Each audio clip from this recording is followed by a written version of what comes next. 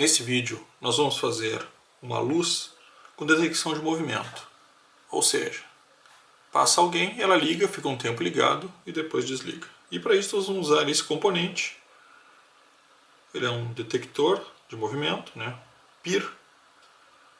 Nós vamos usar ele, vamos aprender a usar ele rapidamente. É um componente muito fácil, né? Ele já vem praticamente pronto. E o que ele tem? Vamos abrir aqui. Nada mais do que um conector e essa cápsula que ajuda a distribuir o movimento, a detecção do movimento. Como é que eu ligo ele? Também é bem simples, né? Eu tenho 3 conectores aqui embaixo. Então eu tenho o VCC, que é a entrada de energia. Eu tenho a saída, ou seja, se tem detecção sai, se não tem detecção não sai. E o GND, né? O ground, o terra, o neutro, o negativo.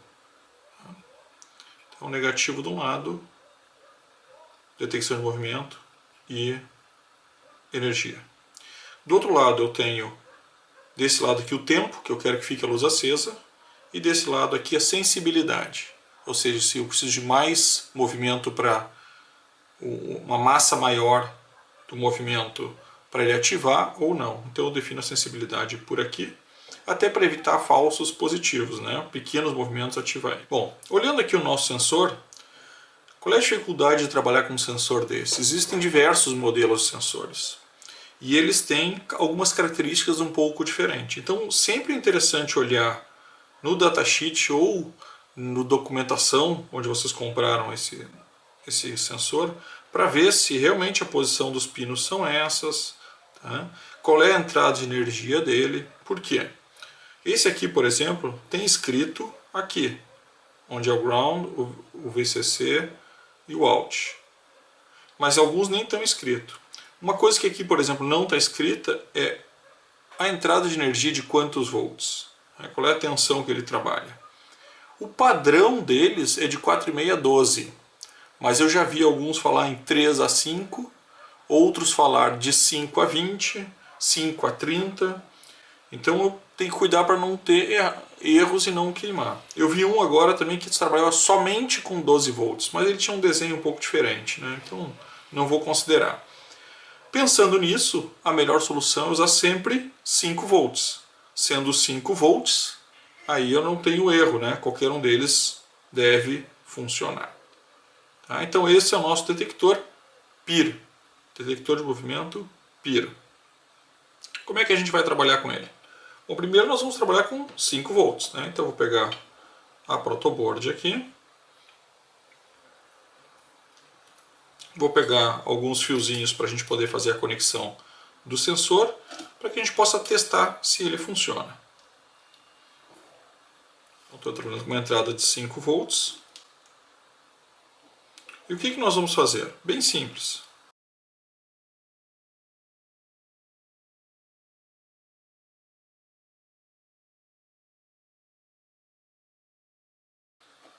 E o que eu vou fazer com essa saída aqui? Vamos fazer um teste, vamos ligar um LED. Então eu vou ligar um LED nele. Vou botar aqui assim. E vou ligar o LED no negativo e nele. Bom, mas se é 5 volts, eu não preciso botar um resistor? Não é ideal que eu tenha um resistor aqui? Sim, para 5 volts eu preciso. Mas vocês vão ver que esse sensor ele tem uma saída de 3 volts. Ele tem um regulador de tensão de 3 volts. Então mesmo que eu entre com 5 ou entre com 12, a saída dele normalmente é 3 volts. Então não vai ter problema. Então eu vou energizar.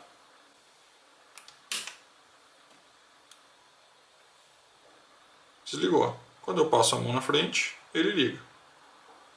Como ele está virado para cima, qualquer mexida que eu dou com a mão, ele já detecta o movimento, né? Ó. Desligou. Mexo. Desligou. Então esse tempo e essa sensibilidade eu vou regular através desses dois trim pods. Então nós fizemos o teste com LED azul. Mas eu não quero usar LED azul, eu quero usar uma série de LEDs brancos e fortes. Aí como é que eu faço isso? Vamos fazer um teste. Vou ligar um LED branco aqui. E tá aí. Mesma coisa. Mas vejam o seguinte, ele é muito fraco. Por quê? Porque como eu falei, a saída não é 3 volts aqui. Isso não serve para iluminar uma sala, um quarto, etc. Então eu preciso de alguma coisa mais forte. Como é que eu vou aumentar a potência disso? Simples, usando um transistor. Então eu vou usar aqui no nosso exemplo um transistor 2222A. Tá? Então um transistor bem comum, que nós vamos usar para fazer a aplicação dessa potência. E como é que funciona esse transistor? É bem simples. Eu vou colocar esse transistor, a base dele, que é o pino do meio, ligado na saída do sensor. Para isso eu vou usar um resistor de 1K para fazer essa ligação.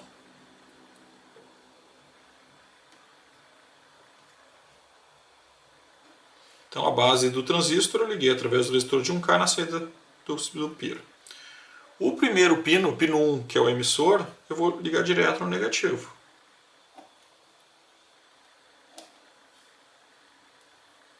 E o pino 3 é a saída que eu quero para poder ligar o meu LED. E eu vou colocar o lado negativo no pino 3 e vou ligar o outro lado no positivo. Só que lembrem-se que esse aqui é um LED de 3.2 volts e eu estou trabalhando com 5 volts, então eu vou usar um resistor. Se for um LED comum, eu estou falando aí de usar um resistor de 220 ohms. Eu estou falando de um LED de potência, então eu vou usar um resistor de 33 ohms.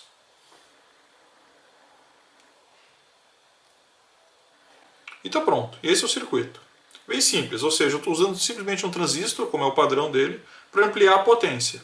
E aí eu estou pegando, na verdade, a energia que vem direto dessa minha fonte para o LED. Eu estou simplesmente fazendo um chaveamento aqui com o meu transistor. Né? À medida que eu abro o gate, ou seja, eu tenho o movimento, a base, né? Eu libero a passagem de energia para o LED. Então vamos ligar e ver se ele fica mais forte.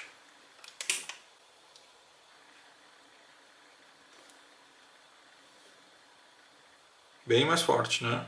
Então vejam que dessa forma eu consigo ter um LED ou vários LEDs muito mais fortes. Vai depender muito agora da minha energia. Então acho que dá para montar um circuito bem legal com esse componente aqui. Espero que vocês tenham gostado e valeu!